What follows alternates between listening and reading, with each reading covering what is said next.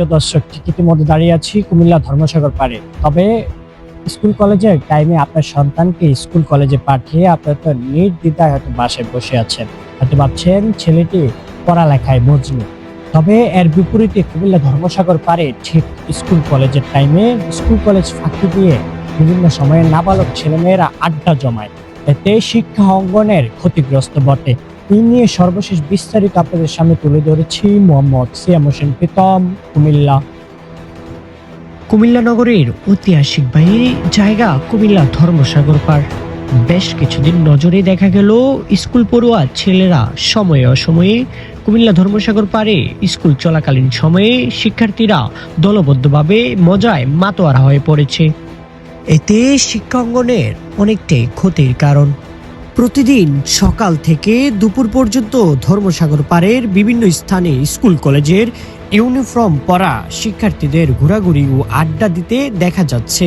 এতে একদিকে তাদের পড়াশোনার ব্যাঘাত ঘটছে।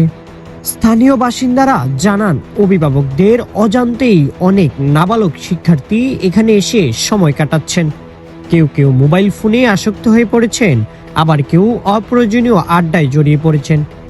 এখানে শিক্ষাঙ্গনে পড়ালেখার সময় অনেকে আছে যে স্কুল কলেজ চলাকালীন স্কুলের ড্রেস পরে এখানে এসে ক্লাস না করে আড্ডা দেয়, যা আমাদের তরুণ প্রজন্মের জন্য ক্ষতিকর এবং বাচ্চারা একটা ভুল মেসেজ পায় এবং শিক্ষাঙ্গনের পরিবেশ নষ্ট হয়, পড়ালেখার পরিবেশ নষ্ট হয়।